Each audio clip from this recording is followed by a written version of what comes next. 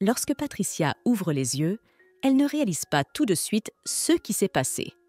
À côté d'elle, elle voit l'archiduc ligoté. A-t-elle finalement cédé à ses désirs et enlevé l'archiduc? Patricia a rencontré l'archiduc pour la première fois à l'âge de 14 ans. C'était lors d'un bal des débutantes, un lieu débordant d'espoir et de rêves pour les jeunes et les nobles. Ce soir-là, Patricia espère rencontrer un bel et jeune homme. Elle rêve d'entamer une relation comme celle décrite dans les histoires d'amour. Une excitation extraordinaire règne dans la salle. Le grand archiduc Glenn Lennox est arrivé au palais. Il était jeune et très beau. En voyant l'archiduc descendre les escaliers, Patricia s'est figée d'admiration. À ce moment-là, l'archiduc a 18 ans. Il avait hérité du titre 1 an auparavant et était donc traité en fonction de son statut. Ce jour-là, Patricia est tombée amoureuse de l'archiduc sans le savoir. Elle était du genre à avoir le coup de foudre. Lorsqu'elle a vu l'archiduc, son cœur s'est mis à battre la chamade. Pendant les 7 années qui suivirent, elle ne cessa de fantasmer sur lui. Presque tous les jours, la jeune fille se rend dans le jardin, s'assoit sous son arbre préféré et dessine un nouveau portrait de l'archiduc. Certains jours, l'archiduc passait devant la jeune fille sur son cheval blanc comme neige. Patricia l'aperçoit à chaque fois avec un regard admiratif. Seuls les membres de la famille et les amis proches connaissaient son amour secret pour l'archiduc. Au fil du temps, la chambre de Patricia s'est remplie de toutes sortes de portraits de Glenn. Son image a même été brodée sur les coussins du canapé de la jeune fille. « Mon amant est partout, et c'est très bien ainsi. Pourquoi aurais-je besoin d'un mari alors que je peux me débrouiller comme ça? Même si mes parents ne désespèrent pas de trouver un candidat pour mon cœur, je ne veux épouser personne. » Patricia s'exclame et serre contre elle l'oreiller avec l'image de l'archiduc. « Tu te noies encore dans tes fantasmes ?» demande Marina en entrant dans la pièce. « Marina, tu sais que dessiner des portraits de l'archiduc, écrire des fanfics sur sa fréquentation me procure une joie extraordinaire. » Patricia répond à la jeune fille et serre son amie dans ses bras. « Tu n'as jamais pensé que si tu continuais à faire ça, tu vieillirais seule ?» demande Marina. « Pourquoi vais-je rester seule ? J'ai une famille et un petit frère, Cassian, » répondit la jeune fille à son amie. « Si je me souviens bien, ton petit frère ne t'aime pas. Ou est-ce que quelque chose a changé depuis que je suis partie ?» demande Marina. Marina donne son sac à Patricia et lui demande de s'occuper d'elle. Marina devait s'absenter quelques heures. Le sac contenait des choses dangereuses. Marina a demandé à son amie de n'ouvrir le sac sous aucun prétexte. Marina avait de la magie et étudiait à l'Académie de la capitale de l'Empire. Elle devait pouvoir utiliser sa magie et étudier à l'Académie de la capitale de l'Empire. Patricia ne peut détacher son regard du sac de son amie. Elle était très curieuse de savoir ce qu'il contenait. « Je pense que Marina a décidé de me faire peur. Elle n'a jamais apporté de substances dangereuses dans la maison auparavant. Ce ne serait pas grave si je jetais un coup d'œil dans son sac. » Patricia se justifie. Dès que la jeune fille a ouvert le sac, une grosse perle noire en est sortie. La jeune fille voulut remettre la perle dans son sac, mais elle lui glissa des mains. La perle tomba avec fracas sur le carrelage et se brisa en petits morceaux. Marina était maintenant assise sur le sol, près du lit où reposait l'archiduc ligoté. C'était probablement la perle qui avait provoqué cette situation. « Maîtresse Patricia, pourquoi êtes-vous si bouleversée ?» demande Glenn à l'improviste. En l'entendant, la jeune fille réalise enfin l'horreur de ce qui est en train de se passer. Tout d'abord, il était peu probable que son enlèvement se termine bien pour Patricia. L'archiduc la punirait probablement sévèrement. Deuxièmement, l'archiduc est déjà recherché par sa famille et c'est ses amis proches. S'il voit la chambre de la jeune fille ornée de dessins du grand-duc, il risque de réagir violemment. C'est le moins que l'on puisse dire. Patricia s'est empressée de délier les mains de Glenn. « Je suis vraiment une ordure puisque j'ai pu blesser le grand-duc. 6 poignets, c'est vraiment quelque chose !» pensa Patricia en libérant les mains de l'archiduc. « Allez, ce n'est pas la peine de s'énerver comme ça. Il ne s'est rien passé de terrible. Pour être honnête, j'ai même apprécié d'être attachée. » L'archiduc dit à la jeune fille et lui caresse doucement la tête. « Votre seigneurie, vous savez que vous avez été kidnappée, n'est-ce pas? Je suis votre visiteur. » La jeune fille avoue. « Patricia, tu ne devrais pas avoir peur de tes sentiments. Je sais que tu m'aimes bien depuis longtemps. » dit Glenn en embrassant doucement la main de la jeune fille. Patricia a commencé à être effrayée par la situation. Elle ne sait pas s'il s'agit d'une réalité ou d'un fruit de son imagination. Je me demande ce que le duc a pensé lorsqu'il a vu les dessins de lui accrochés au mur. Probablement qu'il a été kidnappé par un admirateur. Alors il fait semblant d'être gentil pour gagner du temps. Patricia se dit « Pourtant, quelle honte! J'ai quand même réussi à faire sortir le duc en douce et à le traîner dans ma chambre. Que vais-je lui dire maintenant? Comment lui expliquer ce qui s'est passé? Je voulais seulement l'admirer de loin, garder dans son esprit l'image d'une dame bien élevée. Maintenant, aux yeux du prince, je passe pour un fanatique fou. Je dois m'expliquer au plus vite avec l'archiduc. Archiduc, si vous avez été enlevé, c'est parce que je ne le voulais absolument pas. C'était une erreur malheureuse. J'ai accidentellement cassé une perle et je me suis retrouvée dans la même pièce que vous. » Patricia commence à expliquer la situation. La jeune fille ne comprenait pas vraiment ce qu'était la perle, ni quel pouvoir magique elle possédait. En raison de son obsession pour le duc, Patricia n'a jamais eu de relation sérieuse. Elle a toujours souhaité que leurs sentiments soient réciproques. Ce n'est que maintenant qu'elle se rend compte qu'elle ne sera jamais avec l'archiduc. Ils n'ont pas du tout le même statut ni la même position sociale. Tu veux me dire que tu as cassé l'étrange perle noire de ton ami sorcier, que tu as été enveloppé d'une étrange fumée et que tu t'es évanoui? Et quand tu es revenu à toi, tu t'es rendu compte que j'étais allongée, attachée à côté de toi? Tu veux que je croie à ces absurdités? Mais je dois reconnaître que je n'aurais jamais pu inventer une chose aussi ridicule. » Souriant joyeusement, le prince dit à la jeune fille « Patricia voulait vraiment remonter le temps. Si elle pouvait remonter le temps, elle n'ouvrirait jamais le sac de Marina. Elle voulait retourner à son ancienne vie, ne pas se retrouver dans la même pièce que le duc. Si l'archiduc ne lui pardonnait pas, elle finirait probablement en prison, ou pire, dans le couloir de la mort. » La jeune fille est tellement bouleversée que des larmes coulent sur ses joues. Glenn a tendu la main vers le visage de la jeune fille et a fait couler les larmes de ses yeux. « Patricia, il ne faut pas pleurer, tout va bien se passer ?» dit l'archiduc en serrant la jeune fille dans ses bras. « Duc, pourquoi es-tu si gentil avec moi? Je t'ai kidnappée, n'est-ce pas? Je veux dire, je ne l'ai pas fait exprès, mais je l'ai fait. C'est la faute de cette perle noire. » En ravalant ses larmes, Patricia explique. « Le fait que vous m'ayez kidnappée a déjà été réglé. Mais qu'allez-vous faire ensuite? Mes chevaliers sont sur le point d'arriver ici et de vous mettre en détention, » dit l'archiduc à la jeune fille. « Mais tu peux encore améliorer les choses pour toi-même. La seule solution est de devenir ma préférée. » L'archiduc prit doucement les mains de la jeune fille. « Tu veux que je devienne une autre de tes petites amies ?» précise Patricia. « Eh bien, vous n'en voulez pas vous-même ?» Question après question, le duc répond. La jeune fille se rend compte que le duc lui propose d'être son jouet temporaire. Il ne lui proposera jamais d'être sa femme ou sa fiancée. Une telle offre est insultante pour Patricia. La famille du duc possède la moitié des territoires impériaux. Il est aussi puissant que l'empereur lui-même. La rumeur dit que le duc va épouser une princesse d'un État voisin. C'est elle qui deviendra son épouse officielle. Le duc ne fera que s'amuser avec moi, et quand il en aura assez de moi, il me mettra à la porte. Il comprend que je ne peux pas lui refuser dans cette situation. L'enlèvement est un délit dans ce pays, pense tristement Patricia. « D'accord, je suis d'accord avec votre offre, mais nous allons établir un contrat. Si nous signons notre contrat, nous pourrons facilement arranger les choses à l'avenir.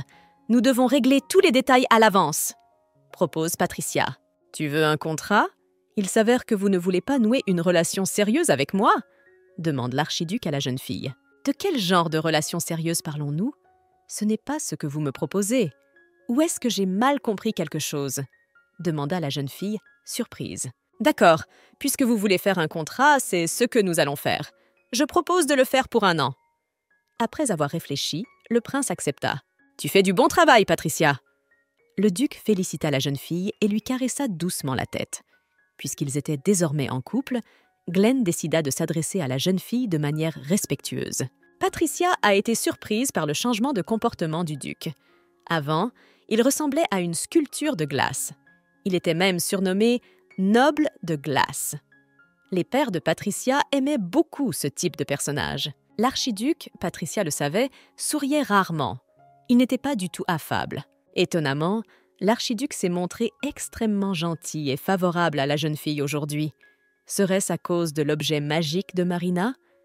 Ces soudaines impulsions de sentiments étaient-elles sous l'influence de la perle? « Alors, as-tu pensé à ce que nous allons faire ensuite ?» demande l'archiduc à la jeune fille avec un sourire narquois. « Glenn, je voudrais te demander quelque chose. Quand tu as vu ma chambre pour la première fois, à quoi as-tu pensé ?» Cette question a rassuré Patricia. « Quand j'ai vu tous ces tableaux dans ta chambre, j'ai tout de suite su que tu m'aimais à la folie. » D'une voix désinvolte, le prince répond à la jeune fille. « Qu'en est-il d'un contrat d'amour? Jusqu'où ira notre relation? Allons-nous nous tenir la main, nous étreindre ou même nous embrasser ?» La jeune fille pose les questions suivantes qui la préoccupent. « Je ne sais pas. Qu'est-ce que tu veux ?» Le duc demande à la jeune fille d'une voix douce. « Moi? Je n'y ai jamais pensé. Je pense qu'un câlin suffirait. » Patricia répond. « Vous voyez, après tout, nous avons un contrat avec vous, grosso modo. Nous sommes dans une relation. Nous communiquerons avec vous, mais nous resterons officiellement libres. C'est tout à fait normal entre partenaires d'une relation de se faire des câlins, des baisers et tout le reste. » Glenn explique sa position. « Patricia, puis-je t'embrasser ?» Soudain, le duc attire la jeune fille vers lui. « Si notre relation progresse rapidement, je te promets de t'épouser. » Le duc embrasse la jeune fille embarrassée sur les lèvres. Patricia n'arrivait pas à croire que c'était vraiment en train de se produire. Elle n'avait jamais rêvé qu'un jour elle embrasserait le duc pour de vrai. « Patricia, depuis combien de temps m'aimes-tu » demande l'archiduc à la jeune fille. « Archiduc, tu es comme quelque chose d'inaccessible pour moi. Au début, c'était un premier coup de foudre innocent, mais ensuite, tout a dégénéré. » Patricia avoue. La jeune fille ne veut pas dire au duc qu'elle rêve de lui depuis 7 ans. « Patricia, j'espère que vous vous sentez à l'aise avec moi. » Le duc embrasse la main de la jeune fille. « Je propose d'officialiser notre relation. La première chose à faire est de le dire à tes parents. » Soudain, il y a eu un bruit dans la cour. Patricia a couru jusqu'à la fenêtre et a ouvert les rideaux. Dans la cour de sa maison, plusieurs hommes se sont rassemblés. Ils tiennent un drapeau portant les armoiries de l'archiduc Glenn Lennox. « Regardez, mes chevaliers ont réussi à me retrouver après tout !» s'exclame l'archiduc en se rendant lui aussi à la fenêtre. L'archiduc étant nu jusqu'à la taille, la jeune fille se précipite dans la chambre de son jeune frère pour lui emprunter une chemise. Les physiques de Glenn et de Cassian étant similaires, la chemise allait parfaitement à l'archiduc. Patricia n'avait plus rien à craindre. Si les chevaliers de l'archiduc pénètrent dans sa chambre, elle dira qu'elle n'a pas enlevé Glenn, mais qu'elle l'a simplement amené dans sa chambre. Mais à bien y réfléchir, ce n'est pas non plus une bonne option. Une fille célibataire amenant un homme célibataire dans sa chambre. Patricia a compris qu'en s'engageant avec Glenn, elle ruinait sa réputation. À la fin de son contrat, dans 1 an, elle avait peu de chances d'épouser un homme convenable. Elle passera probablement le reste de sa vie dans la maison de ses parents. « Patricia, ne vous inquiétez pas tant, tu t'habitueras vite à la situation. » Glenn remarque le visage bouleversé de la jeune fille et s'empresse de la réconforter. « Si tu ne m'avais pas kidnappée, tu aurais pu vivre une vie normale. Je suis désolée. » L'archiduc prend la main de Patricia et attend ses chevaliers. « Notre mademoiselle est devenue une criminelle? Expliquez-moi pourquoi l'archiduc est dans votre chambre à coucher. » Un majordome furieux fait irruption dans la pièce. « Je ne suis pas un criminel. C'est juste que l'archiduc et moi avions un rendez-vous secret. » explique la jeune fille au majordome. « Quel cauchemar! Mais comment vais-je faire face à mon seigneur et à madame maintenant? J'ai le cœur brisé. » Le majordome essuie les larmes de ses yeux avec un mouchoir. « Il n'y a rien de mal à cela. J'ai eu une relation avec l'archiduc CES dernier temps. » Patricia commence à rassurer le majordome. « Eh bien, qu'en est-il des rumeurs? Tout le monde sait que le duc allait épouser une princesse d'un État voisin, et vous aviez l'intention de vous marier cette année aussi. » Le majordome s'exclame, surpris. « Oui, j'en avais l'intention, mais je n'ai pas précisé qui j'allais épouser. Pourquoi mon fiancé ne pourrait-il pas être un archiduc? Mais j'ai déjà envoyé vos portraits. Un homme riche s'est entiché de vous, » dit le majordome à la jeune fille. Soudain, Patricia entend un craquement toujours aussi fort derrière elle. En se retournant, elle aperçoit l'archiduc qui tient la poignée de la porte dans ses mains. « Votre maison a des poignées de porte extrêmement fragiles. » L'archiduc fait remarquer d'une voix décontractée. Patricia se souvient de ce que Cassian lui a dit l'autre jour à propos de l'archiduc. Il s'avérait que Glenn était un maître de l'épée et qu'il avait une grande force. La jeune fille propose à Glenn de sortir dans la cour et de calmer ses chevaliers. Elle craint qu'ils n'engagent le combat avec leur garde. « Patricia, je dois te dire quelque chose. Tu n'es pas qu'une fille pour moi. Je veux que tu le saches. » L'archiduc se confesse à la jeune fille en descendant les escaliers. « Archiduc, qui est à côté de vous? Est-il vrai qu'on dit que vous avez commencé à sortir avec cette fille? Et avez-vous vraiment décidé de trahir la famille impériale ?»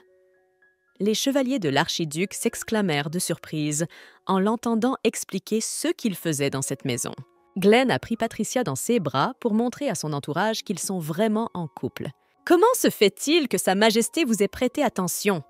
Qui êtes-vous d'ailleurs? As-tu probablement volé notre archiduc en utilisant la magie noire ?» demandèrent les chevaliers à Patricia. « Et de quel genre de magie noire parlons-nous maintenant? »« Je n'ai pas utilisé de magie !» s'exclame Patricia.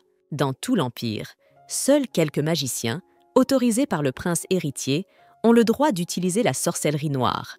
Si Patricia est impliquée d'une manière ou d'une autre, elle et sa famille seront exécutées sur le champ. Je ne peux pas utiliser la magie noire parce que je n'y connais rien. Je n'ai reçu aucun entraînement particulier. Je n'ai même pas la force de manier l'épée, et encore moins d'utiliser la magie. La jeune fille expliqua au chevalier. « C'est la vérité. Il y a longtemps que notre demoiselle a abandonné la sorcellerie. Elle la trouvait bien difficile. Et pour ce qui est de l'épée, la dame ne voulait même pas la regarder, car l'escrime lui donnait des ampoules. » L'un des gardes de la jeune fille prend sa défense. « Qu'en est-il du témoignage de notre témoin qui affirme que votre dame a enlevé son Altesse ?» demande l'un des chevaliers de l'archiduc au garde. « Avez-vous envisagé que votre témoin ait pu mentir ?» Le garde s'exclama, tirant son épée de son fourreau. « Arrêtez, je vais tout vous expliquer dans un instant. » Glenn s'empresse d'intervenir. « Patricia est ma petite amie. Tout dans notre relation est consensuel. Votre Altesse, que venez-vous de dire? Avez-vous une relation avec ma fille ?» s'étonne Lord Royd. « Oui, c'est ma petite amie et je l'aime. » Glenn confirme ses paroles. « Votre Altesse, vous n'avez pas toute votre tête. Je suis sûr que cette sorcière vous a ensorcelé, » s'exclame l'un des chevaliers. « Vous venez de traiter ma petite amie de sorcière? Êtes-vous prêt à répondre de vos paroles? Votre vie vous est-elle si peu profitable ?» L'archiduc prit la parole d'une voix teintée de colère. Le chevalier tomba à genoux devant lui et demanda grâce. L'archiduc lui promet que dès leur retour au palais, il réfléchira à un châtiment pour lui. « Alors c'est vraiment sa maîtresse? Je ne peux pas croire que M. Lennox puisse avoir une relation. C'est donc le genre de fille qu'il aime. Mais qu'en est-il de la princesse Eugénie ?» chuchotent les chevaliers entre eux. L'archiduc romprait-il unilatéralement leur relation? N'était-ce pas une alliance réussie? Heureusement, ce n'est plus notre problème qu'il faut résoudre, mais celui de son Altesse. Il est certain que ce mariage sera très favorable à l'Empire et à l'archiduc lui-même. L'archiduc et Patricia retournent dans la maison. Ils doivent encore s'expliquer avec les parents de la jeune fille. « Votre Altesse, allez-vous rester assise comme ça ?» s'étonne Lord Royd. Le seigneur est gêné que sa fille soit assise sur les genoux de l'archiduc. « Vous comprenez? Je ne veux pas me séparer de ma charmante épouse, même pour un instant, » explique Glenn. « Papa a raison, tu dois me laisser partir. Tu n'as pas à jouer le rôle du petit ami aimant avec autant d'acharnement. Toi et moi, nous venons de passer un contrat. » La jeune fille chuchote à l'archiduc. Glenn a accepté de laisser partir Patricia. Seulement, il ne voulait pas la laisser s'asseoir loin de lui. Il voulait qu'elle s'asseye à côté de lui. « Au fait, je viens de remarquer que vous portez la chemise de mon fils. Il y tient beaucoup, » dit Lord Royd à l'archiduc. « Je ferai laver cette chemise à fond et je la renverrai. Et en guise d'excuse, j'en enverrai une centaine d'autres du même genre, » promet Glenn. Patricia aimait beaucoup être assise à côté de l'archiduc. Elle se dit que même lorsqu'il ne fait que boire du thé, il est tout simplement charmant. « Votre Altesse a donc une relation sérieuse avec notre fille ?» demanda le seigneur de Glenn. « C'est vrai. Même si cela ne fait qu'une semaine, mes sentiments pour elle sont sincères. »« Votre Altesse, je vais vous poser une question un peu grossière. Mais qu'est-ce qui vous a tant plu chez ma sœur ?» demanda Cassian. Les paroles de son frère mettent Patricia dans une colère noire. N'y avait-il rien de spécial en elle? Était-elle si ennuyeuse qu'il était impossible de l'aimer? « Qu'est-ce qui m'a plu chez elle ?» dit l'archiduc d'un ton pensif. « Elle est très gentille. Elle a de jolis yeux ronds et elle rougit bizarrement quand elle est gênée. Et si elle demande quelque chose, elle remue le visage d'une manière enfantine. Donc, partout où vous regardez, elle est mignonne. » « Merci, Patricia, pour ce bon moment. « Je vous enverrai une lettre et un cadeau demain matin », dit l'archiduc à la jeune fille en se dirigeant vers son carrosse. Patricia n'avait aucune idée du cadeau et de la lettre dont Glenn parlait maintenant. C'était sa première relation. Il était urgent qu'elle en parle avec son amie Marina. Elle se demande pourquoi elle n'est toujours pas rentrée à la maison. Soudain, l'archiduc embrasse la jeune fille sur la joue. Il explique qu'il s'agit d'un baiser d'adieu. Après avoir souhaité bonne nuit à la jeune fille, l'archiduc monte dans son carrosse. De retour dans sa chambre, Patricia serre fort l'oreiller sur lequel se trouve la photo de Glenn. Son odeur était encore présente dans la pièce. Elle n'arrive pas à croire que tout cela est en train de se produire. Son rêve était devenu réalité. Elle rencontrait l'archiduc. Comme promis, dès son retour au palais, l'archiduc conçoit immédiatement une punition pour son chevalier. Personne n'a le droit de traiter sa fiancée de sorcière. Patricia aime les recueils de poésie et les romans. Mais est-ce que cela suffirait de lui offrir un livre? Peut-être aimerait-elle une bague? Demanda Glenn à son majordome. Il fallait qu'il trouve au plus vite un cadeau pour la jeune fille.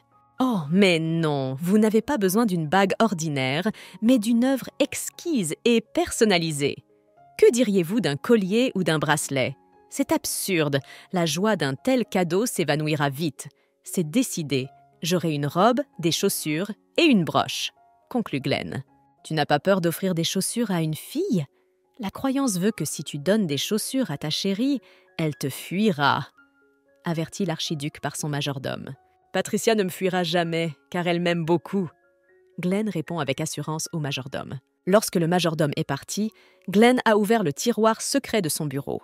Du tiroir, il sort un petit livre rose. L'auteur se nomme Patricia. La jeune fille écrivait de courtes histoires d'amour. Elle avait pris le pseudonyme de Patricia Caas. Je me demande comment Patricia réagira lorsqu'elle découvrira que je lis ces livres. Mon cœur est sur le point de bondir hors de ma poitrine. C'est incroyable, parce qu'avant de rencontrer Patricia, il était si vide d'émotions que je doutais de son existence. Le duc a découvert l'œuvre de Patricia tout à fait par hasard. Il a entendu les filles dans le jardin parler du nouvel auteur Patricia Caas. Il a trouvé son livre par terre. « Archiduc, je n'aurais jamais cru que vous aimiez les histoires d'amour !» s'exclama Mauriace, surpris. « Je n'ai personne d'autre que toi, et tu es la seule personne que j'aime !» a dit l'archiduc Lennox de sa belle voix. Glenn lit à haute voix un passage du livre. « Quelqu'un peut-il m'expliquer ce que c'est? Pourquoi mon nom est-il écrit dans ce livre ?» demande l'archiduc aux jeunes filles. « Kevin, quel genre d'homme vois-tu en moi ?» demande un jour l'archiduc à son chevalier lors d'une séance d'entraînement. De loin le plus fort des épéistes. « Et pourquoi demandes-tu cela ?» Le chevalier lui répondit. Glenn a remarqué que les gens autour de lui pensaient qu'il était un guerrier courageux et un bon épéiste. L'auteur du livre était celui qui l'admirait le plus. Il lui chantait des dithyrambes et décrivait sans cesse la beauté de son visage. Depuis des semaines, l'archiduc est obsédé par les livres de Patricia Caas. Il était urgent pour lui de découvrir qui se cachait derrière ce pseudonyme. En lisant les livres de Patricia Caas, Duke a remarqué que l'auteur connaît bien la haute société et sa culture. Il connaît même les règles de salutation et de placement. Glenn en conclut que les livres sont écrits par un aristocrate. Lors d'un autre bal, Glenn a remarqué Patricia Royd. Cette fille n'arrêtait pas de lui dire bonjour, puis de s'enfuir. Elle lui faisait penser à une biche effrayée. Comme l'identité de l'auteur des livres occupe Glenn, il décide de mener sa propre enquête. Il voulait trouver la personne qui avait écrit les histoires d'amour le mettant en scène. En écoutant les conversations des passants, l'archiduc a une idée. L'auteur des livres utilisait la boutique Bookworm comme intermédiaire. Le bâtiment n'était pas seulement un magasin, mais aussi une imprimerie. Patricia Royd entre dans le magasin. Elle tient une grande enveloppe à la main. Remarquant la jeune fille, l'archiduc s'empresse de se couvrir le visage avec un livre. « Mademoiselle, cela fait longtemps que vous n'êtes pas venue dans notre magasin. Tant de gens ont posé des questions sur la nouvelle œuvre de Patricia Caas. C'est merveilleux que vous l'ayez enfin apportée !» s'exclame joyeusement la propriétaire du magasin. « Je me demande si cette fille se contente d'apporter les livres de l'auteur dans la boutique ou si elle les écrit vraiment, » se dit Glenn. Glenn décide de suivre la jeune fille. Si je me souviens bien, cette fille est une aristocrate. Elle s'appelle Patricia Royd. Pourrait-elle être Patricia Cass? Ces noms se ressemblent. Glenn réfléchit. Après l'incident dans le magasin, Glenn n'a cessé d'observer la jeune fille lors des bals suivants. Il a remarqué qu'elle était plutôt maladroite et qu'elle essayait constamment de se soustraire à son regard. Qu'est-ce que j'en ai à faire de cette fille? Sa vie ne me regarde absolument pas. Pourtant, dans ses livres, notre relation est plutôt agréable, se dit un jour Glenn. Lors d'un des bals, Glenn a remarqué une fille qui mettait des restes dans un sac en papier. Était-elle affamée à la maison? Le Seigneur maltraite-t-il ses enfants? L'archiduc suivit la jeune fille pour voir pourquoi elle faisait cela. L'archiduc remarqua que la jeune fille avait disparu dans les profondeurs du jardin. Glenn se dit qu'elle n'avait aucune crainte et qu'elle était satisfaite. Cette partie du jardin était dangereuse. Il ne me reste plus qu'à la suivre. C'est un endroit où les gens ne viennent pas beaucoup et il y a beaucoup d'animaux sauvages. Glenn se dit et sortit sa lame d'une poche cachée. Glenn fut surpris de constater que la jeune fille avait ramassé de la nourriture pour nourrir les lapins. Non loin de l'endroit où Patricia nourrissait les lapins, les gardes impériaux passaient. S'ils aperçoivent la jeune fille, elle risque d'avoir des ennuis. Glenn sortit de sa cachette et serra la jeune fille contre lui. Il lui demande de ne pas faire de bruit. « Vous savez que vous avez infiltré les terres de l'empereur, n'est-ce pas? Vous n'avez pas le droit d'être ici, » dit l'archiduc à la jeune fille. Ce jour-là, Glenn a compris que cette fille était amoureuse de lui. L'admiration se lisait dans ses yeux. L'archiduc fut surpris de constater qu'il éprouvait lui aussi des sentiments chaleureux à son égard. Il sentait que la présence de la jeune fille faisait battre son cœur. Glenn lui proposa de retourner dans la salle de bal. « Je suis l'archiduc. Vous souvenez-vous de moi? Je connais votre nom. Vous êtes la jeune Amazel Royd. Vous me dites toujours bonjour et vous vous enfuyez ensuite. Vous êtes très gentil et amical, comme je me souviens de vous, » dit Glenn à la jeune fille. « Merci de m'avoir aidé. » C'est tout ce que Patricia parvient à dire. Elle est heureuse d'entendre les paroles chaleureuses de l'archiduc. Glenn voulait être près de Patricia, mais il ne savait absolument pas comment le lui dire. S'il l'invitait à sa réception, cela paraîtrait très évident. Pour l'instant, Glenn n'était pas pressé de dévoiler ses sentiments devant la jeune fille. Glenn sortit dans le jardin pour profiter de l'air chaud du soir. Non loin de là, dans les buissons, il entendit un bruit. Patricia se dirigeait lentement vers lui. La jeune fille s'approche de l'archiduc et reste figée. L'homme enlève son manteau et le jette sur les épaules de Patricia. La jeune fille se comportait de manière plutôt étrange.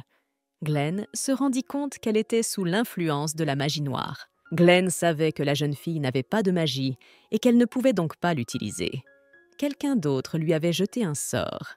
Si quelqu'un a utilisé un sort dirigé par l'esprit, cela pourrait avoir un effet négatif sur Patricia. Nous devons découvrir de quel type de magie il s'agit et nous occuper de ses effets, décida Glenn. Glenn a regardé les yeux de la jeune fille et a conclu qu'elle était sous la malédiction de l'enchantement.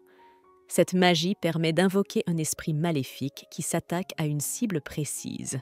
Glenn décida que ce type de magie était utilisé par son vieil adversaire, le prince héritier Arthur Asmod. L'homme avait peur de défier l'archiduc au grand jour, alors il essayait toujours de le faire discrètement. « Archiduc, je t'aime beaucoup, je n'aimerai toujours que toi, mais je ne peux pas vivre toute ma vie seule, à te regarder de loin. Il faut que je me marie aussi. » De façon inattendue, Patricia dit et met ses bras autour du cou de l'archiduc.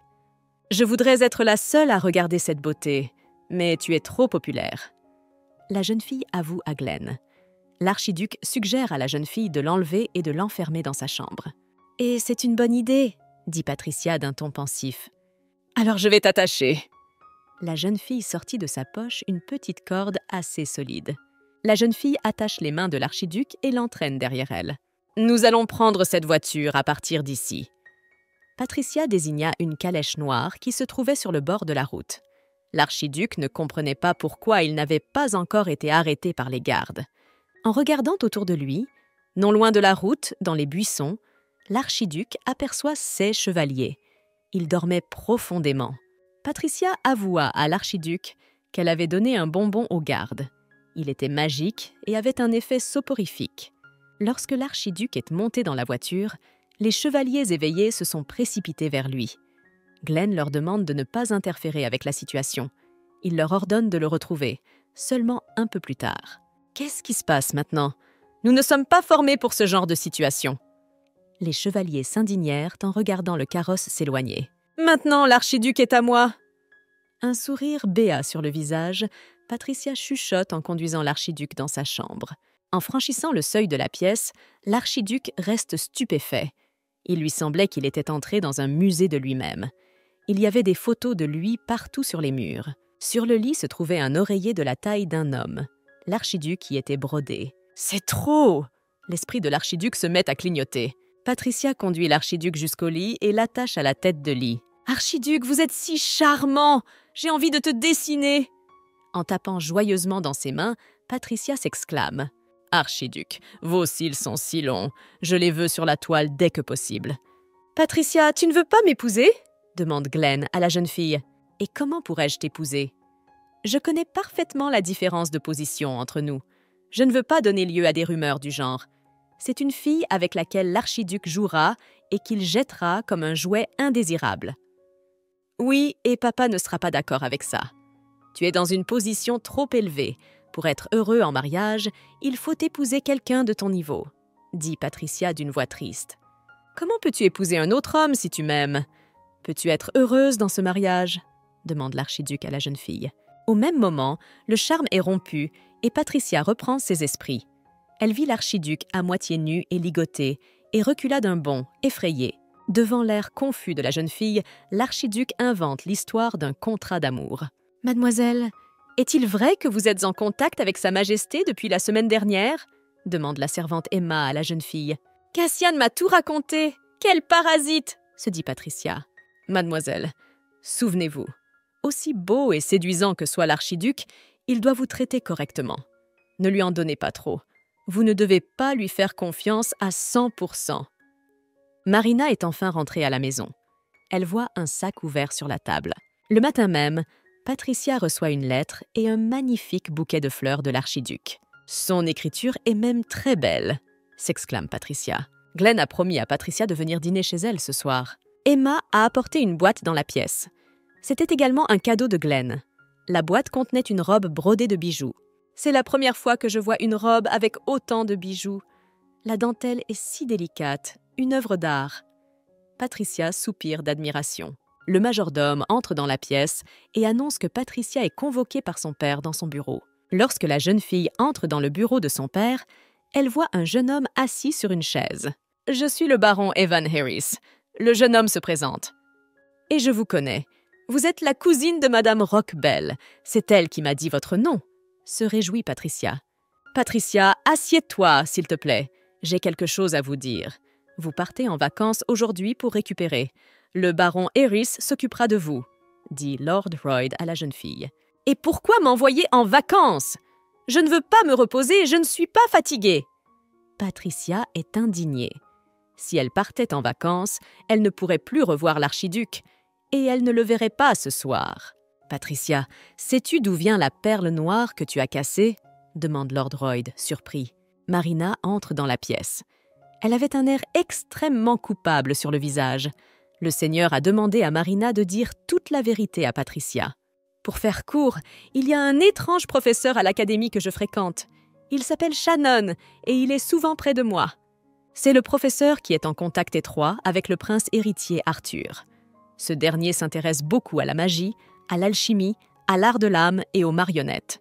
Il a trouvé des gens talentueux sur tout le continent et les a réunis. C'est Arthur qui a invité Cale Shannon dans notre ville. Shannon connaît la magie noire. Il a obtenu l'accord de l'empereur pour la pratiquer. Je pense que c'est lui qui a fabriqué cette perle. Je ne sais pas à quoi son pouvoir a servi. Je l'ai apportée à la maison pour pouvoir au moins faire des recherches à son sujet. Je ne l'ai pas touchée. Dès que j'ai ouvert ton sac, cette perle a immédiatement explosé. » C'est la demi-vérité de Patricia. Je pense que la magie contenue dans cette perle était destinée à une personne en particulier. Peut-être même à moi. C'est toi qui as pris la perle. Tu as donc succombé à ses charmes. L'effet n'a pas été très fort, parce qu'elle était programmée pour une autre personne. Marina résume son histoire. Quoi qu'il en soit, le prince héritier est derrière tout cela. Il est en conflit avec l'archiduc depuis longtemps. La seule chose, c'est que je ne sais pas si c'est à cause d'une animosité personnelle ou d'un conflit politique.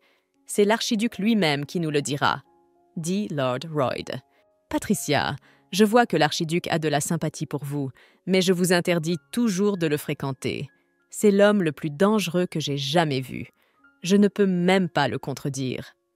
La jeune fille savait que Glenn était connu derrière ses yeux comme le plus jeune maître de l'épée, un génie catastrophique, un fou violent. Il est tout à fait possible que l'archiduc ait fait semblant de s'intéresser à vous pour éclaircir nos relations avec le prince héritier, dit le père de Patricia. La jeune fille n'arrivait pas à croire que Glenn ne faisait que jouer avec elle. Hier soir, il semblait très sincère. « Père, suggérez-vous que je parte sans dire au revoir?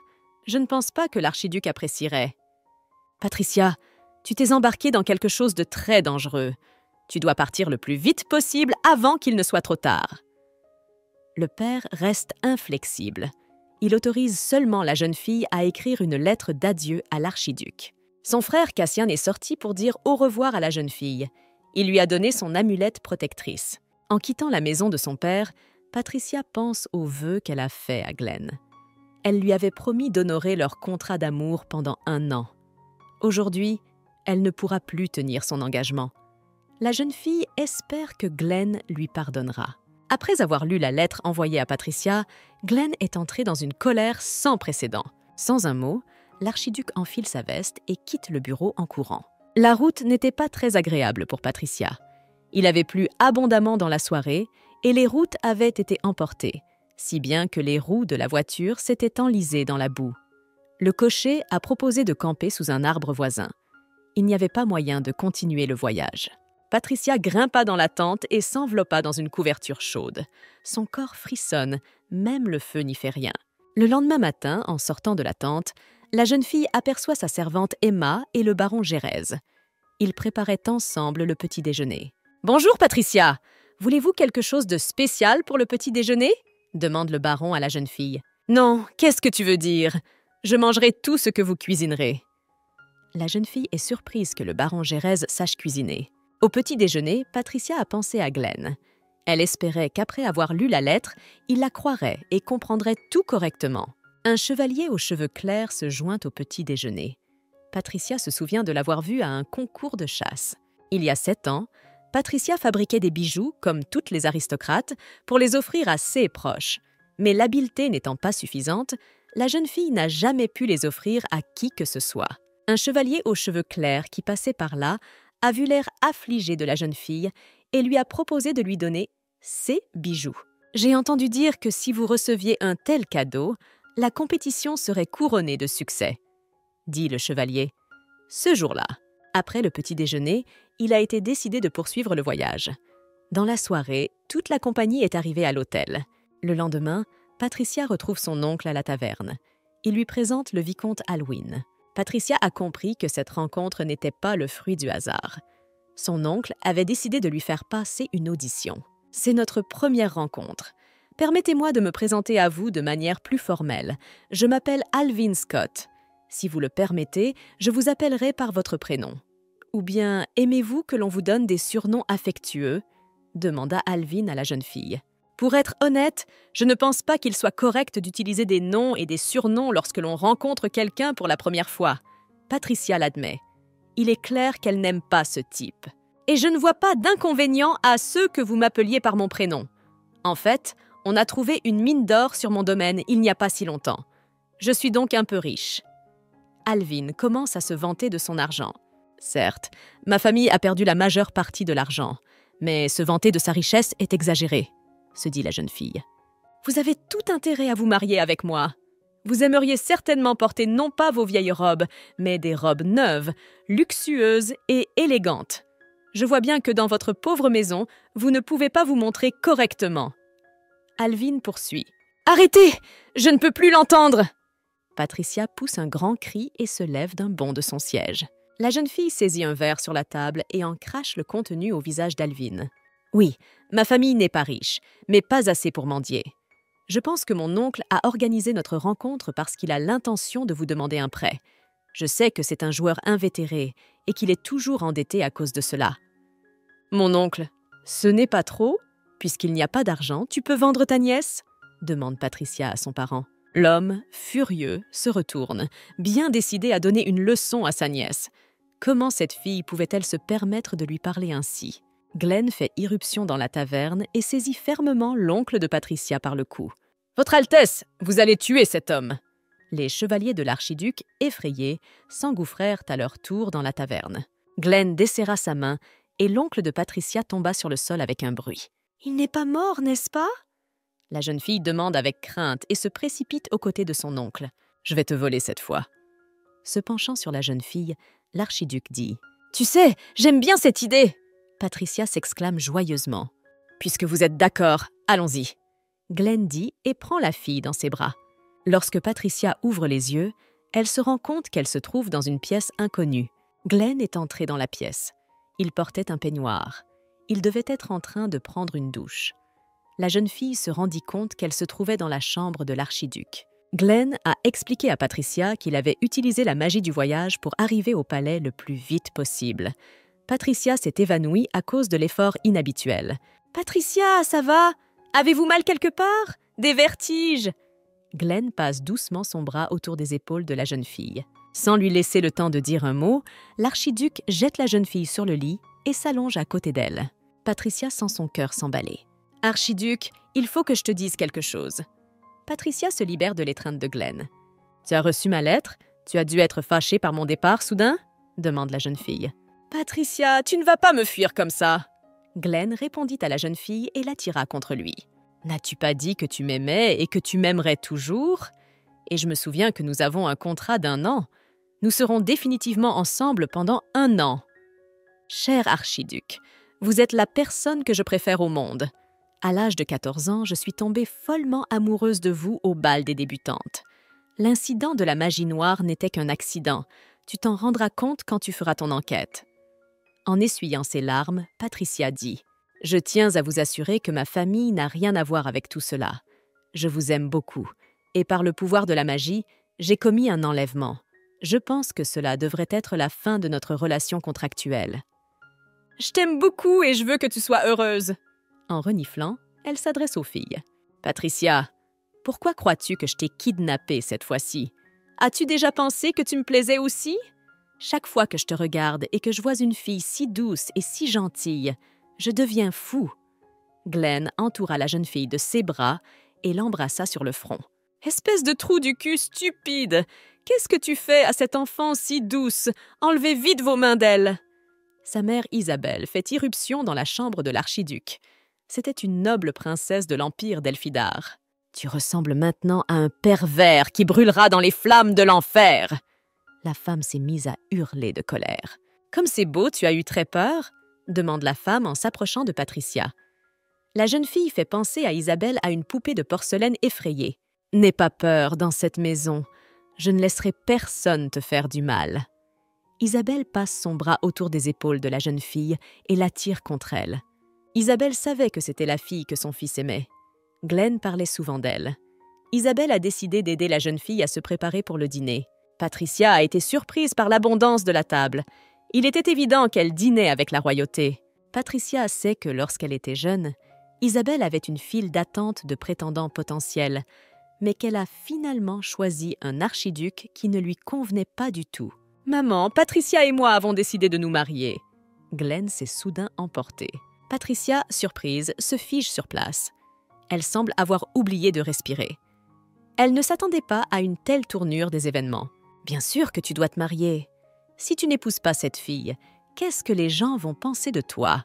s'exclame Isabelle. « Mais Lord Royd, sait-il que vous avez amené sa fille dans notre maison ?»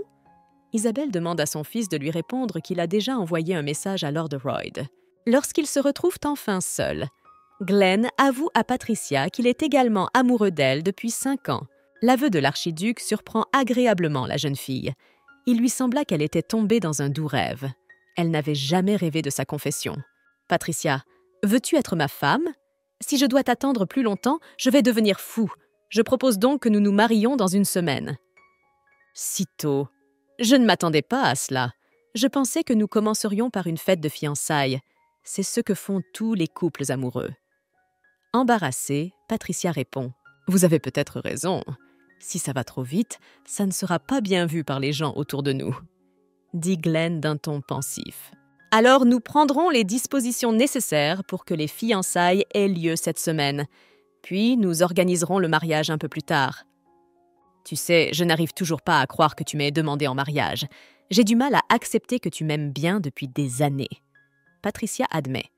Je me demande si l'archiduc est au courant de l'existence des romans qui sont sortis de ma plume. Sait-il que, depuis longtemps, il est le personnage principal de mes livres, se dit Patricia. Patricia, j'ai une faveur à te demander. À l'avenir, appelez-moi par mon prénom. Je ne pense pas qu'une mariée doive appeler son amant par son titre, demande la jeune fille Glenn. Écoutez, que faisait ce mignon garçon dans la chambre de notre fils? Demande l'archiduc Lucas Lennox à sa femme Isabelle. Glenn et son père se ressemblent beaucoup, mais leurs personnalités sont complètement différentes. Cette fille a mis le bazar dans notre domaine. Mais ne vous inquiétez pas, cette histoire se terminera bien, apaise la consort Isabelle. Vous voulez dire que notre fils et cette fille ont une relation? Comment a-t-elle pu l'envoûter? Demande Lucas. Glenn est l'enfant parfait depuis qu'il est tout petit. Lucas Isabelle était souvent envié par son entourage. Glenn était parfait. Il ne faisait presque jamais d'erreur. Mais ses parents savaient que cet enfant avait un trait de caractère désagréable. Il ne remarquait pas les gens qui l'entouraient. Glenn n'aimait pas les gens et n'était pas pressé de se lier d'amitié avec eux. Il était si froid que même l'air autour de lui devenait glacial. En ce qui concerne les batailles, il était incroyablement impitoyable. 6 capacités de combat, et sa force était terrifiante. Vous voyez, notre cher fils a pu trouver une compagne après tout. Alors, réjouissons-nous pour lui, dit Isabelle à son mari. Les jours suivants, Isabelle et Lucas ont simplement entouré Patricia de leurs soins. Ils voulaient lui donner quelque chose de sucré et de salé à manger. Parfois, on avait l'impression qu'ils s'étaient fixés comme objectif de faire grossir la petite fille jusqu'à ce qu'elle atteigne une taille gigantesque. « Je suis désolée, mais je crois que j'en ai assez pour aujourd'hui. » Patricia se rend compte qu'elle ne veut plus de pâtisserie ou de gâteau. « Tu n'es pas obligée de manger tout ce que mes parents te donnent, » dit Glenn en souriant. « Tu as remarqué que notre fils commence enfin à sourire ?» chuchote Isabelle à l'oreille de son conjoint. Le soir, Glenn est entré dans la chambre de Patricia et a dit à la jeune fille qu'il avait trouvé un livre dont elle était l'auteur. « Ce n'est pas possible! Comment t'es-tu rendu compte que c'est moi qui l'ai écrit? Et si tu te trompais ?» s'étonne la jeune fille. « Et je vais maintenant vous prouver facilement que vous êtes l'auteur d'un livre dont je suis le personnage principal. » Glenn était le seul archiduc de l'Empire et mon amant. Il est ma vie et mon âme. Je ne veux pas m'en séparer un seul instant. Citation de Glenn dans un passage du livre. « Arrêtez! Arrêtez! Je ne veux pas l'entendre !» hurle Patricia en s'effondrant sur le sol. Elle se sentait très honteuse devant Glenn. La jeune fille n'avait jamais voulu que l'archiduc lise SC livre. « Tu es encore plus réactif que je ne le pensais, » dit Glenn avec un sourire. Lord Royd reçoit une lettre de l'archiduc. Ce dernier lui écrit que sa famille protégera Patricia. L'archiduc demande au lord de se rendre à sa résidence pour discuter de toutes les questions qui se posent. S'il a du pouvoir, il peut faire n'importe quoi. Comment a-t-il pu emmener ma sœur dans sa maison comme ça? J'espère qu'il ne l'a pas touchée avec ses mains sales. Cassian était rancunier. « Fils, calme-toi. La lettre dit que ta sœur va bien. Ne t'inquiète pas pour elle. Nous ne nous soucions pas du tout des jugements que nous recevons à cause de nos différences de statut. Pour nous, Patricia passe avant tout. » Cassian est rassuré par sa mère. Tout d'abord, Patricia doit acheter une robe élégante. En effet, non seulement sa famille, mais aussi les amis de l'archiduc assisteront à ses fiançailles. Patricia a essayé un très grand nombre d'options différentes. Elle a opté pour une robe de lait aux épaules ouvertes. Glenn voulait faire plaisir à sa future épouse. Il lui a donc offert un collier de diamants rouges. « Glenn, tu es sûr que je peux porter ce collier? J'ai l'impression qu'il vaut plus que ceux que je vaux moi-même. » La jeune fille n'était pas habituée à des bijoux aussi coûteux. « Ce collier te va bien, ne l'enlève pas. D'ailleurs, comparé à vous, ce bijou fait pâle figure. » L'archiduc répond à la jeune fille. Les préparatifs de la cérémonie de fiançailles se poursuivent. Il ne reste que quelques jours avant le grand événement. Le majordome annonce l'arrivée prochaine des invités. Les parents de Patricia arrivent au palais. Regardez la taille de cet endroit. J'ai entendu dire que la résidence était grande, mais je ne pensais pas qu'elle l'était autant. C'est vrai ce qu'on dit. L'atmosphère de cet endroit est pressurisante. Marina s'émerveille. Patricia sort de la maison pour saluer les membres de sa famille qui sont arrivés. Elle est heureuse de voir ses parents. Elle n'a pas pu retenir ses larmes de joie et a éclaté en sanglots sur la poitrine de son père. « Espèce de salaud! Tu as fait pleurer ma sœur !» Cassian se précipite sur Glenn et l'attrape par la peau du cou. « Cassian, calme-toi, c'est un malentendu. J'aime bien cet homme. Ne t'inquiète pas, je vais bien. » Patricia repoussa son frère de Glenn et serra fort son amant dans ses bras. « Peu importe ce qu'il fait, je suis d'accord, » dit Patricia à son frère. « Ma sœur, allez-vous vraiment épouser l'archiduc? Cet homme n'est pas fiable. Il profitera de vous et vous quittera. Pardonnez-moi de vous blesser par mes paroles, mais je suis le seul à vous dire la vérité, » s'exclama Cassian. « Beau-frère, qu'est-ce que tu dis? Je ne quitterai jamais votre sœur. Qu'est-ce que tu racontes encore ?» demande Glenn, surpris. « Donnez-moi une chance de tout vous expliquer. Je suis sincère dans mon intention d'épouser votre sœur. Pour l'instant, elle est sous la protection de ma famille et personne n'osera la toucher. »« Si vous dites la vérité maintenant, jurez-le !» exigea Cassian. « Je le jure! Ma vie appartient à Patricia à partir de maintenant, » dit Glenn. Lorsque toutes les questions et tous les désaccords ont été réglés, les parents de Glenn et de Patricia se sont présentés l'un à l'autre et se sont serrés la main. « Maîtresse Marina, est-ce vrai que j'ai entendu dire que vous étiez une mage ?» demande Isabelle. « Il serait plus juste de dire chamane. Je suis sensible au flux de mana et je peux communiquer avec les esprits. Je ne veux pas me vanter, mais je fais partie des 5 meilleurs chamanes. » Marina répondit à la femme. « Je suis venue ici pour démontrer que je n'ai rien à voir avec la magie noire. Je tiens à vous assurer que je n'ai rien à voir avec le prince héritier Arthur. Je tiens également à vous dire que la famille de Patricia n'est pas non plus impliquée. » Il s'avère que non seulement Patricia est extrêmement gentille, mais qu'elle sait aussi se faire des amis adorables. Isabelle est satisfaite non seulement de la famille de Patricia, mais aussi de sa meilleure amie. Isabelle était très inquiète pour Patricia. La jeune fille est très tendre et naïve. Isabelle savait qu'après le mariage de son fils, un énorme scandale éclaterait. Les filles qui étaient auparavant amoureuses de Glenn commenceraient à répandre des rumeurs désagréables. Isabelle s'inquiète de savoir si sa future belle-fille sera capable de faire face aux ragots, aux rumeurs et aux scandales qui s'abattent sur elle. « Au fait, je ne suis pas venue te voir les mains vides, j'ai apporté quelque chose. » Marina dit et sort un petit sac. Marina sort de la pochette une perle noire et quelques documents. Marina a expliqué que la perle noire est une petite sphère qui contient de la magie noire. Les recherches permettent de savoir de quel type de magie il s'agit. C'est la même sphère que Patricia a touchée. La perle contient la magie d'un enchantement maudit. Elle affecte la colère d'une personne en l'amplifiant. Je pense que cette orbe a été créée par Kane Shannon. C'est un mage de l'entourage d'Arthur. Après une petite enquête, j'ai conclu que j'étais la cible principale. Arthur voulait m'utiliser pour nuire à son Altesse l'archiduc. Arthur et son acolyte Shannon savaient que j'étais extrêmement curieux et que je toucherais certainement la sphère. Mais ce à quoi ils ne s'attendaient pas, c'est que j'apporte la perle dans la maison et que Patricia soit la première à la toucher. Notre famille est donc blanchie de toute accusation? Vous ne nous soupçonnez plus de trahison? Demande Patricia à la famille de Glenn. Je ne m'attendais pas à ce qu'Arthur devienne aussi méchant. Quand il était jeune, je lui ai appris la magie. Puis il m'a écoutée et respectée, dit Isabelle. Mais dès cette époque, j'ai commencé à remarquer qu'il avait un comportement différent de celui de mon fils. Il était toujours jaloux et avait un amour pervers. La souffrance de mon fils lui donnait de la joie. Je suis seulement frustrée par le fait que Glenn réagisse constamment aux incitations d'Arthur.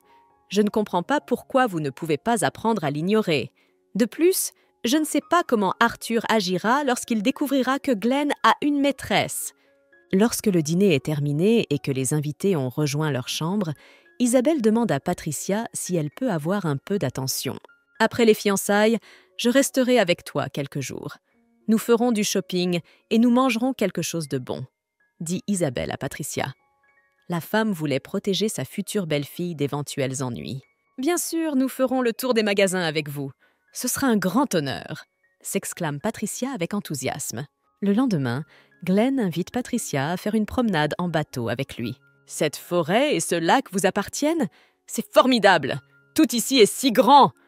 Patricia cria joyeusement et courut vers le lac. Glenn devait rattraper la fille et l'arrêter. Il craignait qu'elle ne trébuche et ne tombe. Glenn, comment se fait-il que tu te sois retrouvé si vite à côté de moi? Tu as encore utilisé le téléporteur? Demande la jeune fille. Patricia, toi et moi devrions toujours marcher dans les bras l'un de l'autre. Et non, je n'ai pas utilisé la téléportation. C'est juste que lorsqu'on atteint le niveau de maître, le niveau de mana augmente. C'est pour cela que l'on court plus vite que les autres. Pour confirmer ses dires, Glenn prend Patricia dans ses bras et la précipite vers le lac. J'ai entendu quelque chose comme ça de la part de mon frère. Sais-tu qu'il te traite parfois de monstre? Mais je ne le crois pas, tu es différent, tu es gentil, dit Patricia à Glenn. En quelques secondes, Glenn et Patricia sont déjà sur la rive du lac. Patricia et Glenn sont montés dans le bateau. L'homme voulait emmener la jeune fille dans un endroit qu'il aimait beaucoup. Quand il était adolescent, il venait souvent ici. Patricia a scruté le visage de Glenn. Je me demandais comment il avait été enfant. Cachait-il lui aussi ses sentiments au plus profond de lui-même? Ou bien était-il un enfant ouvert, toujours en train de tendre la main aux autres? Il doit rester au palais quelques portraits de l'enfance de l'archiduc. Il faudra que je lui demande de me les montrer, se dit Patricia. La jeune fille est émerveillée par la beauté de l'eau. Elle avait une agréable couleur turquoise. Patricia plongea prudemment sa main dans l'eau. Soudain, le bateau s'est incliné et la jeune fille est tombée à l'eau. « Patricia !» Glenn cria avec effroi et sauta dans l'eau à la suite de la jeune fille. Glenn a aidé la jeune fille à sortir de l'eau. Heureusement, elle n'est pas blessée. La seule chose, c'est que l'eau était glacée et que la jeune fille avait très froid. Prenant la jeune fille dans ses bras, Glenn se précipite vers le palais. La maîtresse est-elle tombée dans ce même lac? Les serviteurs chuchotent entre eux. Patricia se demande ce que la femme de chambre entend par « ce même lac ». Glenn ordonne aux domestiques de préparer un bain et du thé chaud dès que possible. Après que la jeune fille se soit réchauffée, Glenn lui a quand même raconté ce que le domestique avait dit.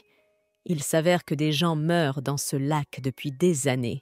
Pourtant, rien de terrible ne s'y était produit depuis 2 siècles. Ce lac est hanté par un esprit qui aime entrer en contact avec les humains. Cet esprit a passé un contrat avec la famille Lennox il y a de nombreuses années. L'archiduc a promis à l'esprit que le lac deviendrait sa maison. Patricia est probablement tombée dans l'eau parce que l'esprit s'intéressait à son identité. Il voulait simplement communiquer avec la jeune fille. Cependant, la façon dont l'esprit a choisi de communiquer avec elle n'était pas tout à fait appropriée. Glenn a également révélé que l'esprit avait une relation étroite avec sa mère. Isabelle est une élémentaliste. Il est normal que ces personnes passent des contrats avec les esprits. Isabelle, Marina et la mère de Patricia font irruption dans la pièce. Elles sont très inquiètes pour la santé de la jeune fille. Patricia doit leur raconter ce qui s'est passé au lac. La cérémonie de fiançailles est prévue pour le lendemain. Marina et Isabelle aident la jeune fille à s'habiller. Patricia n'arrive toujours pas à croire que très bientôt, elle deviendra officiellement la fiancée de l'archiduc. Lorsque la jeune fille est descendue dans le hall, elle a vu un grand nombre d'invités. La jeune fille fait un signe à Isabelle, l'invitant à s'approcher d'elle. « Patricia, je veux te dire que tu es très belle aujourd'hui, et je suis très heureux que tu sois bientôt ma belle-fille. Depuis que tu es arrivée chez nous, le sourire n'a pas quitté mon visage. » Isabelle avoue à la jeune fille. En tournant la tête sur le côté, Patricia aperçoit le prince héritier Arthur. Remarquant les yeux de la jeune fille sur lui, Arthur s'empresse de la féliciter pour ses fiançailles imminentes. « J'ai beaucoup entendu parler de toi. Ce n'est pas étonnant que Glenn ait le béguin pour toi, puisque tu es une fille si gentille, » dit Arthur à la jeune fille. « Merci pour le compliment, mais vous me faites trop d'éloges. » Patricia s'inclina très bas devant le prince héritier. La voix de la jeune fille tremblait d'excitation. C'était la première fois qu'elle voyait un homme aussi influent devant elle. « Tu devrais t'inquiéter, calme-toi. Tu me verras souvent maintenant, et après tout, Glenn et moi sommes cousins. » Arthur remarque l'agitation de la jeune fille. Bien qu'Arthur parle à la jeune fille d'une voix douce, il a un air dangereux. On aurait dit qu'il avait le parfum d'une fleur vénéneuse. Il n'est séduisant qu'en apparence. En réalité, les conséquences d'une relation avec lui pourraient être irréparables. L'aura du prince héritier était différente de celle de l'archiduc. Si Glenn ressemblait à un magnifique prédateur, Arthur ressemblait à un serpent venimeux. Dès qu'un homme baissait sa garde, Arthur le frappait mortellement. « Et comment as-tu rencontré mon frère ?» demande Arthur à la jeune fille. Patricia ne voulait pas répondre à cette question, car Arthur connaissait l'histoire de leur rencontre. De plus, c'est à cause de lui que Patricia avait enlevé Glenn et s'était retrouvée dans cette situation. Elle était agacée qu'Arthur continue à faire semblant de ne pas comprendre. Patricia a compris qu'il voulait l'acheter avec son charme. Il y a 2 camps de groupies dans l'Empire. Certaines filles préféraient le froid archiduc, tandis que d'autres admiraient la beauté d'Arthur. Beaucoup pensent que ses yeux dorés brûlent comme des feux. Patricia appartenait à la catégorie des premières groupies. Elle aimait follement le regard froid de Glenn, jamais attirée par la beauté du prince héritier. « Si cela ne vous dérange pas, j'aimerais vous emmener à la première danse. » Arthur continue de sourire avec charme. Glenn s'est approché de Patricia et l'a attirée contre lui. Aussi surprenant que cela puisse paraître, vous n'êtes absolument pas faits l'un pour l'autre, dit le prince héritier en riant aux éclats. Il a raison, l'archiduc et moi sommes comme le ciel et la terre. Nous ne sommes pas forcément bien ensemble. Mais pourquoi le lui dire en face? Cela manque de tact, se dit Patricia. Les mains de la jeune fille se serrèrent involontairement en poing. Mademoiselle Royd, je suis désolée pour vous. Contrairement à Glenn, vous êtes très gentille et sincère. Ce serait difficile pour vous de côtoyer un homme comme lui. Il y a en lui un vide visqueux qui vous entraîne comme un marécage. Arthur poursuit. L'âme de Glenn peut être décrite comme une obscurité absolue. Parfois, on a l'impression d'être aspiré dans un trou. Mon âme est un endroit sombre, mais seulement pour toi. Glenn rompit le silence, fatigué d'entendre les insultes de son cousin. Et d'ailleurs, je ne me souviens pas t'avoir invité à ma fête de fiançailles. Pourquoi es-tu venu ici? Toi et moi avons toujours eu une relation extraordinaire. Pourquoi dis-tu cela? Dès que j'ai appris vos fiançailles, j'ai immédiatement laissé toutes mes affaires et je me suis précipité ici. Arthur répond. Arrêtez de fouiner et ne faites pas d'histoire pour rien. Disparaissez tranquillement, lui demande son frère Glenn. Je suis venu ici pour te protéger des ennuis. Je suis vraiment inquiet pour toi. J'ai l'impression que tu fais une erreur. As-tu déjà pensé que cette fille est plus intéressée par ton argent que par toi? Arthur rit à nouveau. Vous avez annoncé vos fiançailles trop tôt. J'ai appris que vous ne connaissiez cette fille que depuis une quinzaine de jours. De plus, je sais qu'une grossesse est une raison pour se marier rapidement. Je crois donc que mes craintes sont fondées. Isabelle s'approche furtivement d'Arthur et lui donne une tape dans le dos. Jésus, Arthur, depuis la dernière fois que je t'ai vu, tu es devenu tout simplement insupportable. Comment oses-tu dire devant moi quelque chose qui pourrait nuire à la réputation de mon fils et de sa fiancée? Tu ne tiens absolument pas à ta vie, demande Isabelle. Viens avec moi. Ça fait tellement longtemps qu'on ne t'a pas vu. J'ai vraiment envie de passer du temps avec toi. Isabelle saisit Arthur par la peau du cou et l'entraîne hors du hall. Comme elle est merveilleuse! J'aurais aimé pouvoir le redresser moi-même. Patricia s'exclame avec un rire retentissant. Après le dîner, nous devrions la remercier pour son aide, se dit Patricia. Patricia, je suis désolée. As-tu été blessée par les paroles de ce salaud d'Arthur? Demande Glenn à la jeune fille. Non, ils ne m'ont pas affectée du tout. Ce qui m'inquiète le plus, c'est qu'ils aient pu te faire du mal. Tu es la personne que je préfère et je veux que tu sois heureuse. Nous sommes fiancés maintenant, et il est naturel de s'inquiéter l'un pour l'autre. Je commence à m'inquiéter de la façon dont tu peux être affectueux. Glenn avoue à la jeune fille. Cette fille est-elle la fiancée de Glenn? Une femme aux cheveux gris s'approche de Patricia et lui donne un coup d'éventail. Patricia devine que la comtesse Béatrice Sotley se tient devant elle. Elle était la tante du père de l'archiduc. « Comtesse Sotley, c'est un plaisir de vous rencontrer. Je m'appelle Patricia Royd. » La jeune fille s'incline respectueusement devant la comtesse. « Et cette fille connaît quelques bases de la noblesse. Au fait, Lucas, pourquoi ces fiançailles soudaines ?» demanda Béatrice avec irritation. « C'est simple. Ces deux-là sont très amoureux l'un de l'autre, et ils ont donc décidé de légaliser leur relation dès que possible. C'est à l'initiative de Glenn, » explique Lucas à la femme. « Et où a-t-il trouvé une si jeune épouse? Vous ne trouvez pas qu'elle est trop jeune ?» Une fois de plus, La comtesse grommela d'un air malheureux. « La mariée de l'archiduc est notre fille.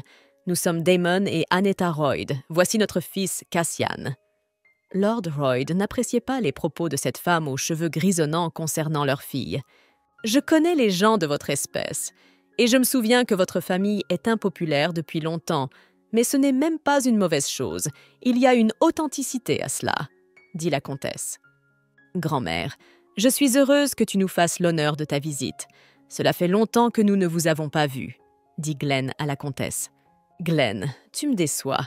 Ce n'est pas ce que je t'ai appris. Tu es fou de t'impliquer dans cette famille. Je ne veux pas accepter ta fiancée dans notre foyer. Je crois que cette fille doit faire ses preuves d'une manière ou d'une autre. » La comtesse est indignée. Les derniers mots de la comtesse ont surpris Patricia. « Se montrer?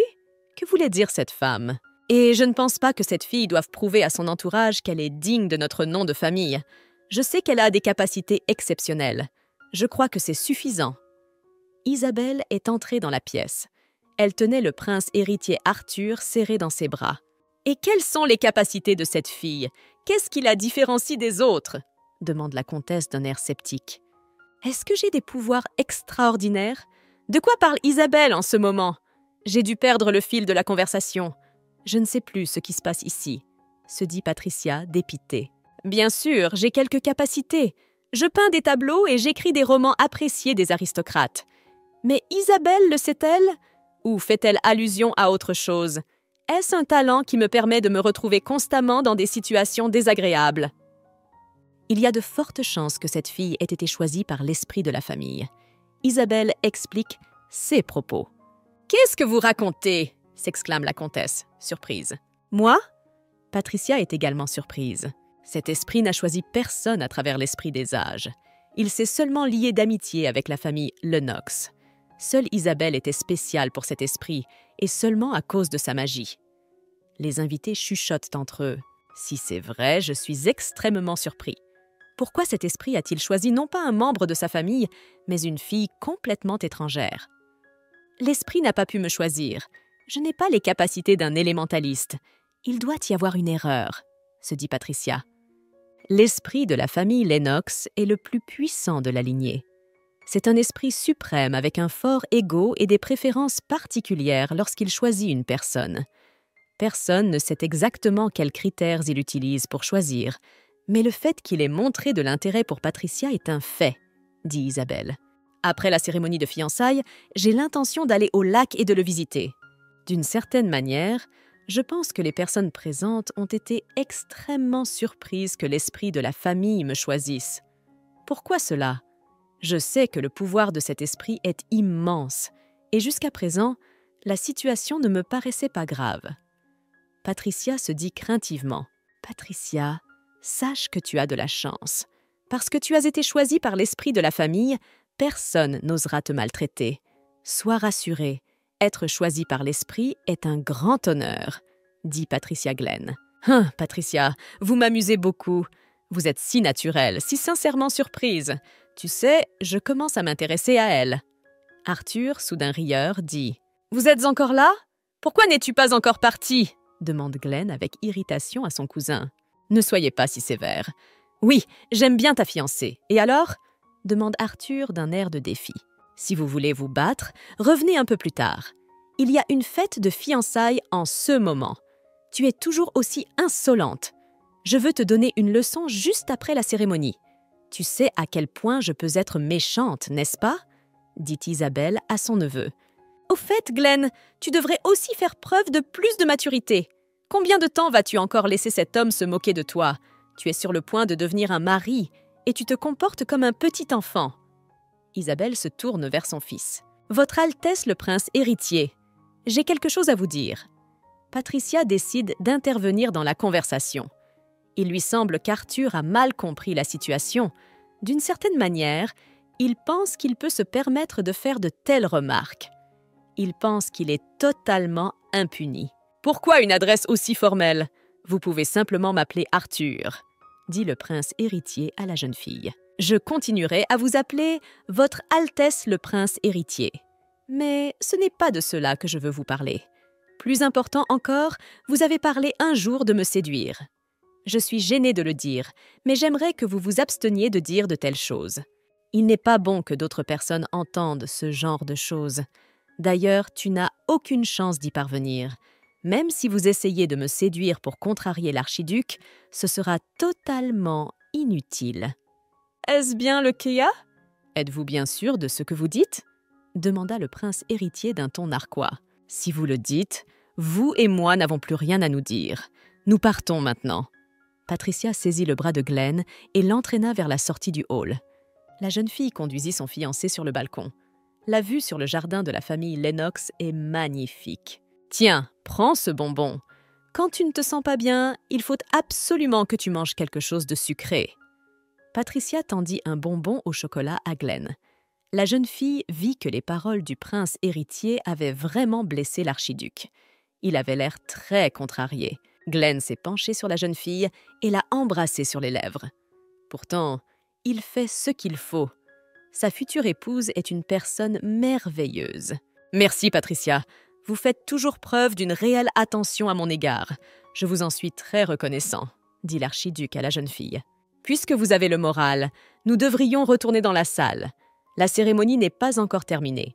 Nous devons encore échanger les anneaux. » L'archiduc approuve les paroles de Patricia.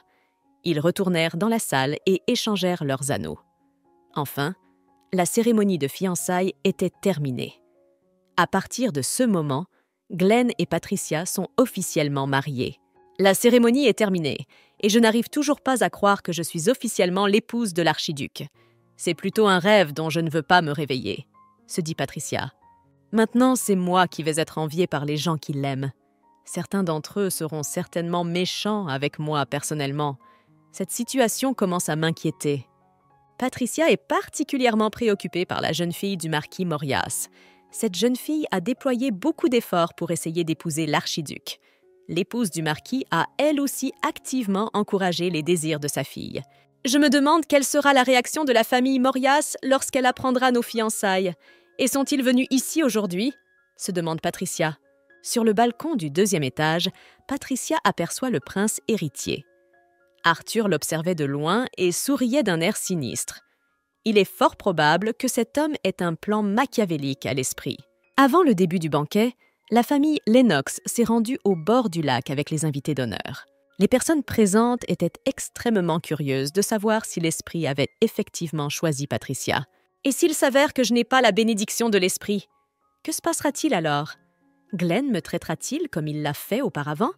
Comment sa famille le prendra-t-elle? Patricia commence à s'inquiéter. Isabelle conduit la jeune fille jusqu'au bord de la plateforme.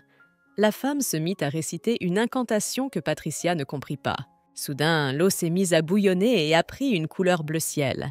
Ensuite, une grande vague s'est levée et a gelé Patricia et Isabelle. Une petite boule d'eau est sortie de l'eau et s'est retrouvée dans les mains de la jeune fille. « Qui est-ce » Effrayée, Patricia s'écrie. Avait-elle vraiment l'esprit de la famille Lennox entre les mains? La jeune fille l'avait imaginé un peu différemment. Patricia pensait que l'esprit avait une apparence humaine, mais il s'agissait en fait d'un ballon d'eau avec des oreilles de lièvre. Il rebondissait vigoureusement d'un côté à l'autre. « C'est une blague ? Ils essaient probablement de me faire une blague. Tout le monde sait que j'aime les lapins et les lièvres, » se dit Patricia avec irritation. « Incroyable, c'est la première fois que je vois une telle chose. » D'habitude, les esprits prennent les caractéristiques de ceux avec qui ils contractent. Il se trouve que dans son CAS, l'esprit a décidé de prendre la forme d'un lapin, dit Glenn, qui s'approcha de la jeune fille confuse. Mais nous n'avons pas encore passé de contrat avec lui, n'est-ce pas? C'est la première fois que je vois cette créature. Je ne lui ai rien promis et je n'ai rien reçu en retour. La jeune fille objecte. Patricia ne comprend pas pourquoi cette créature aquatique l'a choisie. Qu'est-ce qui l'attirait en elle? « Pourquoi m'as-tu traîné sous l'eau alors? Voulais-tu que je prenne froid ?» demande la jeune fille à l'esprit. L'esprit ne lui dit rien, mais lui jette un regard abattu. Patricia en conclut que c'était la manière de l'esprit de montrer qu'il était désolé pour ceux qui l'avaient fait. Isabelle annonce à la jeune fille que tant qu'elle n'aura pas conclu un contrat avec l'esprit, elle ne pourra pas l'entendre. Alors je devrais passer un contrat avec lui.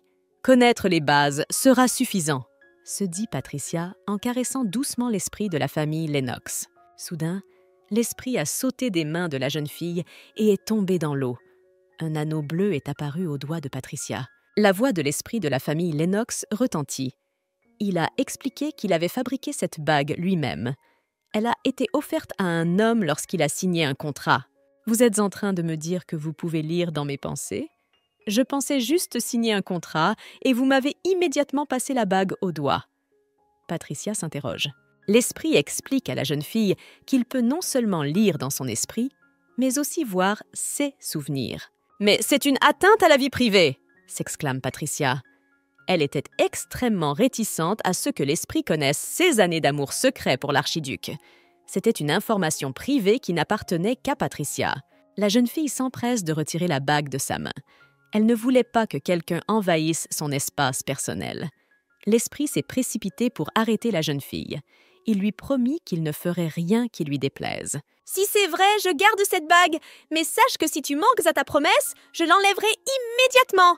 s'exclame Patricia. « Tu devrais garder cette bague parce que c'est le seul moyen que j'ai de communiquer avec toi. Ce n'est pas seulement un bijou. L'anneau agit comme un médiateur entre moi et toi. » L'esprit explique à la jeune fille. « Je t'ai choisie comme maîtresse, et maintenant tu peux m'appeler par mon nom si tu as besoin de moi. Je m'appelle Undine. Je promets de prendre soin de toi à partir de ce jour, mais tu dois aussi prendre soin de moi et de ce lac. » Félicitations, Patricia. Vous êtes désormais la maîtresse de l'esprit de la famille Lennox. C'est un honneur que peu de gens obtiennent, dit Glenn à la jeune fille. « Ma sœur, je n'aurais jamais cru que tu étais une élémentaliste, » s'exclama Cassian, surpris. La jeune fille a également été approchée par ses parents pour la féliciter. Je ne sais pas encore comment contrôler l'esprit, et pour être honnête, je n'ai absolument aucune idée de comment le faire, mais je promets que je ferai de mon mieux pour l'apprendre bientôt, a promis Patricia au public. Après la conclusion du contrat avec l'esprit, les invités sont retournés à la maison pour participer à un banquet festif. Patricia est affamée au point de ne plus penser qu'à manger. Le prince héritier Arthur s'approcha de la table et s'assit en face de la jeune fille. Il mit la main sur le menton et étudia attentivement la jeune fille. « Vous aviez l'air si appétissante que je n'ai pas pu vous laisser passer, » dit Arthur à la jeune fille. « Qu'est-ce qu'il me veut encore? Il est encore venu là où il n'était pas invité et il fait semblant d'être gentil, » se dit Patricia. Glenn ne pouvait pas lui venir en aide, car il était occupé à discuter avec les invités. « J'ai remarqué que vous ne mangez que des fruits et des légumes. Comment peux-tu en avoir assez? Laisse-moi te donner quelque chose de plus nourrissant, » suggère le prince héritier à la jeune fille. « Tu n'as pas à t'occuper de moi. Si je veux, je mettrai moi-même la nourriture que je veux dans mon assiette. Ne t'inquiète pas, je sais me débrouiller toute seule. » La jeune fille répond à Arthur. Patricia termina rapidement ce qu'elle avait dans son assiette et se dépêcha de se rendre à la salle de danse. Elle espérait y trouver Glenn, ou au moins Isabelle. Dès que Patricia est entrée dans la salle de danse, quelqu'un la saisit fermement par la main. Pensant qu'il s'agissait du prince héritier, elle s'est empressée de retirer sa main. « Vous êtes Mademoiselle Royd, n'est-ce pas ?» Une jolie fille demande à Patricia. « Je suis la princesse Diana, la seule princesse de tout l'Empire, la fille précieuse de l'empereur. » La jeune fille se présente. « Veux-tu danser avec moi ?» demande la princesse à Patricia. La jeune fille accepte avec joie. Quand aurait-elle à nouveau l'occasion de danser avec un membre de la famille royale? « Je ne laisserai pas ma fiancée danser avec vous !» Soudain, un Glenn irrité apparaît à côté de Patricia. « Tu veux t'approprier cette fille pour toi-même? Personne ne vous a jamais dit que vous étiez trop gourmand? » La princesse Diana est scandalisée. « Je ne suis pas avide, c'est le cours naturel des choses. Patricia est ma fiancée et je veux seulement qu'elle danse avec moi. » Glenn dit et embrasse Patricia sur le sommet du crâne. « Glenn, tu montres ton amour en public? Je n'ai jamais pensé que mon cousin avait ce côté-là non plus. » Israfel s'exclama avec surprise. Il était le deuxième prince de l'Empire. « Je n'aurais jamais imaginé que ma fête de fiançailles serait suivie par autant de membres de la famille royale, » s'étonne Patricia. « Pourquoi ne puis-je pas embrasser ma fiancée en public? Ce n'est pas interdit par la loi. Et d'ailleurs, je vais te donner un conseil. Ne te mêle pas de ceux qui ne te regardent pas, » dit Glenn avec irritation. « Ils ont une relation étrange. Glenn s'est brouillé avec tous ses cousins ce soir. Il faut être capable de se lier avec d'autres personnes. Apparemment, Glenn n'est pas doué pour ça. » L'esprit de Patricia s'emballe. « Mademoiselle Royd, qu'est-ce qui vous a séduit chez Glenn ?» demande Israfel à la jeune fille. « Il est intelligent, charmant et très beau. Je ne comprends pas que tu ne puisses pas tomber amoureuse de lui, répond Patricia en souriant. J'aime la voix douce de l'archiduc et son regard affectueux. J'aime beaucoup ses paroles et ses actes honnêtes, révèle la jeune fille. Pensez-vous qu'il n'est gentil qu'avec vous? Ou bien a-t-il d'autres dames qu'il traite également d'une manière particulière? Demande Israfel à l'improviste. À quoi fait-il allusion? C'est la princesse Eugénie? Je l'avais oubliée. Y a-t-il vraiment eu quelque chose entre Glenn et Eugénie? Peut-être sont-ils encore en contact? L'esprit de Patricia tournait autour d'une myriade de questions. Et surtout, Glenn était-il aussi sincère avec elle qu'il le disait?